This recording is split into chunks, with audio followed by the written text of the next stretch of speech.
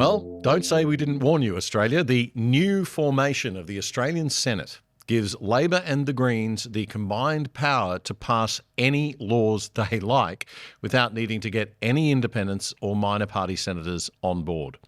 New laws in our country have to pass the lower house, the House of Representatives, and Labor now has a sweeping majority in that chamber with 93 of the 150 seats. The coalition only have 43 seats, Libs 28 and Nats 15, and 12 for the others, mainly Teals and one Green in there.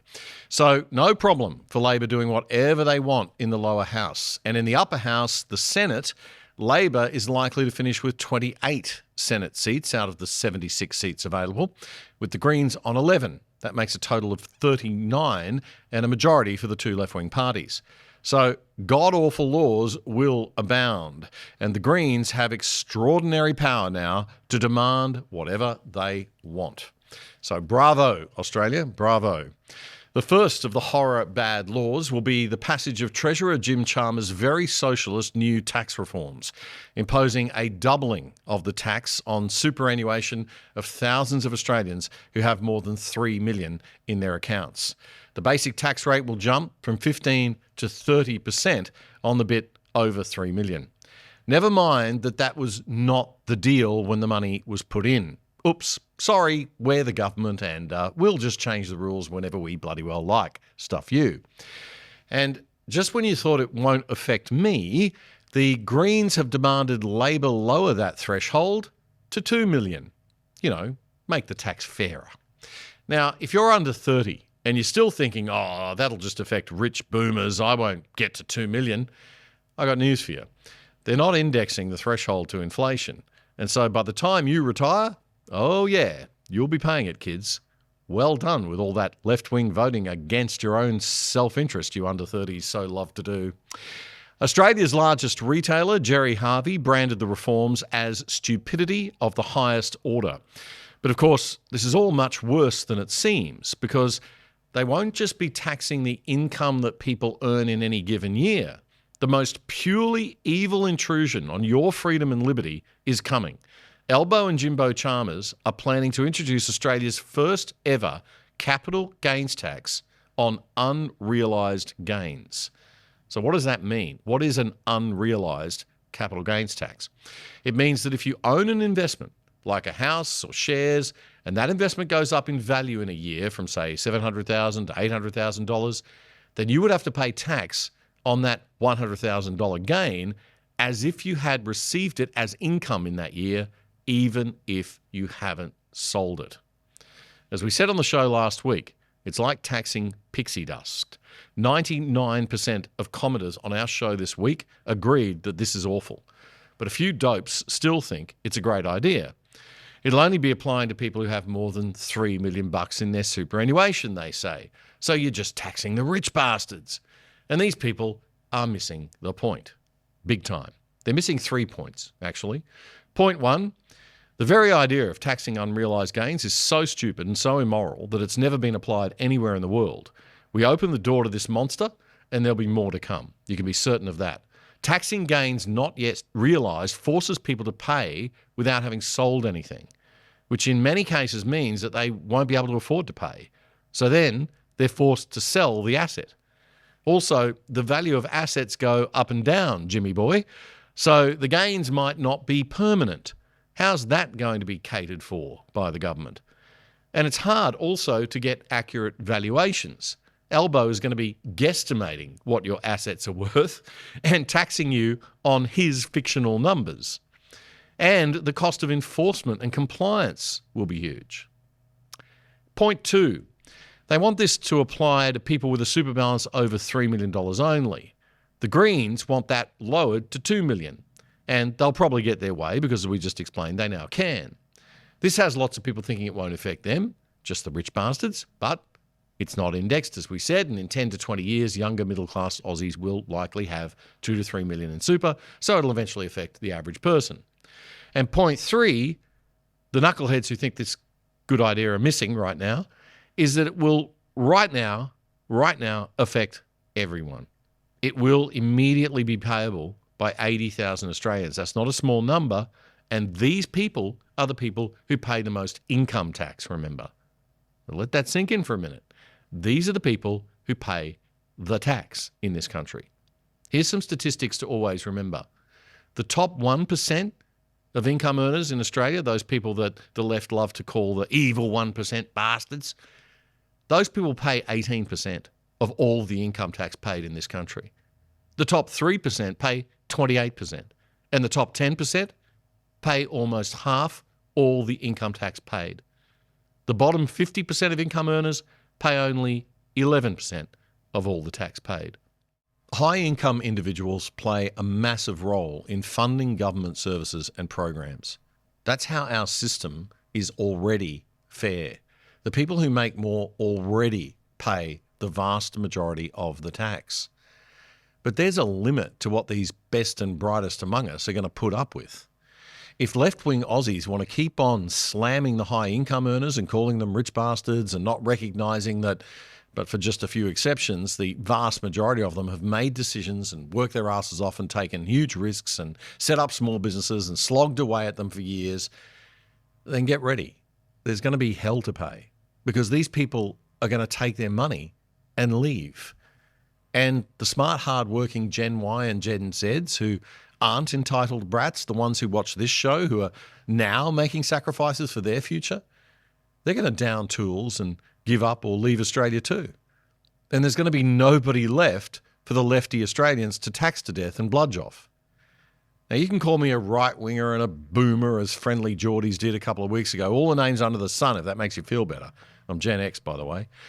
But what I'm talking about here is natural law. It is human nature.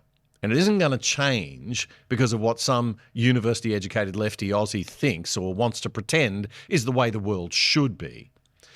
You simply won't achieve the end you're trying to achieve, not even with any threats of jail or use of guns and police, as the left so like to do when they're in power.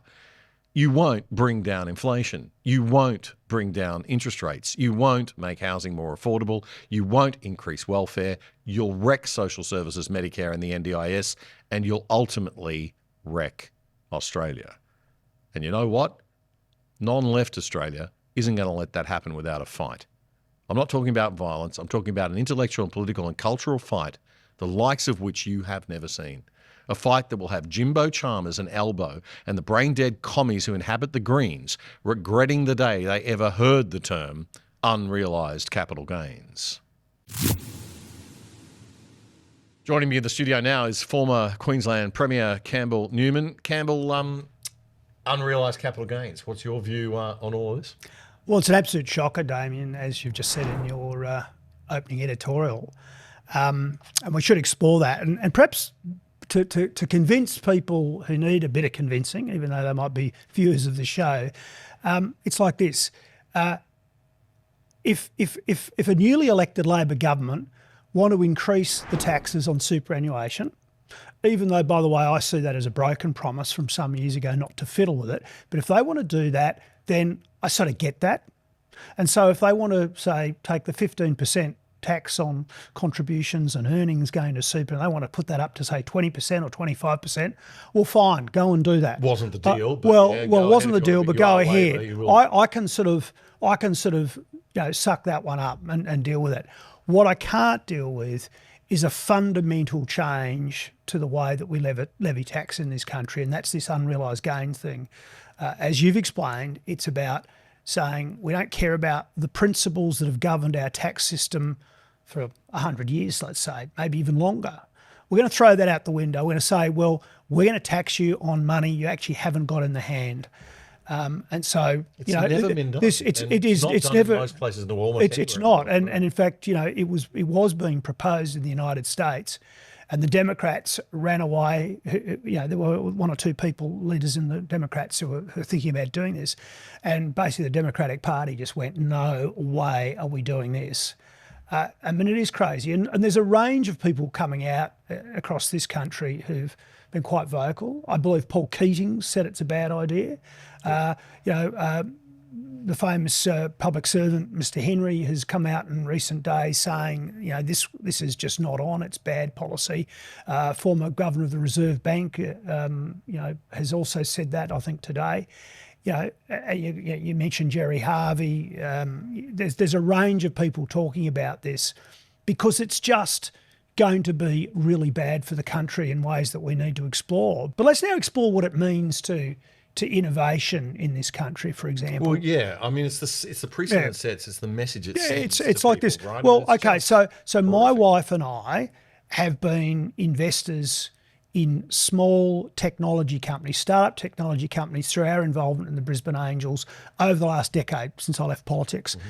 So we have probably put, in aggregate, from our super fund, over $100,000 over the years into micro investments into lots of small companies. Yep. And guess what? Most of them have gone bust. Right. But before they've gone bust, they've apparently gone up in value. So what happens is on day one, you get this pitch like Shark Tank, and you get told the great story, and so you say, I'll put $8,000 into that. Yeah. So you put $8,000 on the table, and then a year later they come back and they say, we're doing really, really well. We're building customers. It's going well. Do you want to buy more shares? By the way, it's been revalued, and now those shares that you bought for $8,000, they'd be worth $20,000. Okay. Yep. And so the buy-in now is higher. So you might choose to buy and you might not. But the point is, there's now a new valuation of those shares. They've gone up by $12,000. So you're going to be paying tax on that. You have to report that to the ATO. And guess what? They then go bust. And so you've got nothing, but you've paid tax. Now, I can tell you now, and I say this to the politicians like Jim Chalmers and our Prime Minister who think this is a good idea, I will never, ever, ever invest through my super fund in speculative startup tech companies, usually with young entrepreneurs, which is ever again. Yeah. Now, that's being said right across Australia right now by people who invest in tech, who invest in young entrepreneurs. They will not invest. So a whole lot of money's pulled out of the system because people don't want to be taxed on stuff that may or may not make it. Yeah, and that's a tragedy. I mean, it's and by the way, do you think they're going to get away with it? I mean, at the moment they're hell bent. Jim Chalmers is so arrogant, actually. Like this guy comes on TV and he smiles. He's always got this cheesy smile, and it's always great. Even but the point is, he's one of the most dangerous people in the federal parliament because he has this capacity to basically BS underwater with a sack of cement tied around his legs. He could go on and on forever. And the point is about this, he's not for changing. That's very clearly. And so people are going to have to really, in the next 4 weeks, really get loud about this. Well, don't go away. We're going to get into talking about the coalition in a moment. A quick note on the interest rate cut this week too, by the way. The Brisbane-based political and economic think tank, the Australian Institute for Progress, says that the 0.25% cut to 3.85% for the base cash rate is not necessarily a positive sign for the economy. The AIP's Executive Director, Graham Young, says that if you look at the historical interest rate, a rate of between 4 and 5% is what's considered neutral, and anything outside that range is not a good sign economically. And 3.85% means that the Reserve Bank thinks the economy is heading for trouble and needs a little stimulus. Graham says it's not so much a vote of confidence in government policy, but a warning that there's a potential for a downturn. He says the uber low rates that we saw between 2010 and 2020 were an historical aberration, and there's no way that the bank should go back there. Those very low rates were responsible for a blowout in the cost of housing, and they also drastically undervalued cash as an asset, which was a bit of a nightmare for older Aussies who depended on fixed interest for their income. The solution to home affordability is more supply and competition in the housing market, not lower interest rates, Graham Young says. But unfortunately, no government, state or federal, has a comprehensive set of policies that's going to create that supply. You may have noticed if you've been overseas on holiday recently that you can log into your streaming services like Netflix or Prime in other countries, but the shows they offer are different and sometimes even better. You're paying good money for those subscription services. Why can't you watch? Well, with a virtual private network or VPN, you can log in from home here in Australia with an internet address from anywhere in the world, and big corporations and big government can't see where you are. Now, to be clear, criminals can still be actively found with police warrants, of course, but the average honest citizen will have their location protected from prying eyes of corporate marketers and government bureaucrats.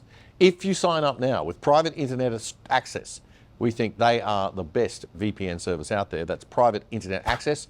As a viewer of The Other Side, you can get 83% off the price of your subscription and get online for less than $3 a month. Check it out right now. Go to piavpn.com/otherside. That's piavpn.com/otherside. It's a great service and a rock bottom price, and you're helping keep The Other Side going and growing.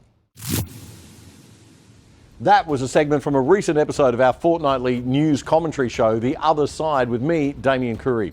If you liked it, support us. Subscribe to our channel on YouTube right now so you don't miss a thing. It's totally free. Just click that subscribe button and the little bell. And check out our Other Side Unplugged show too, and join our mission to actually do something and change Aussie media for the better at othersidetv.com.au. That's othersidetv.com.au. Check it out now.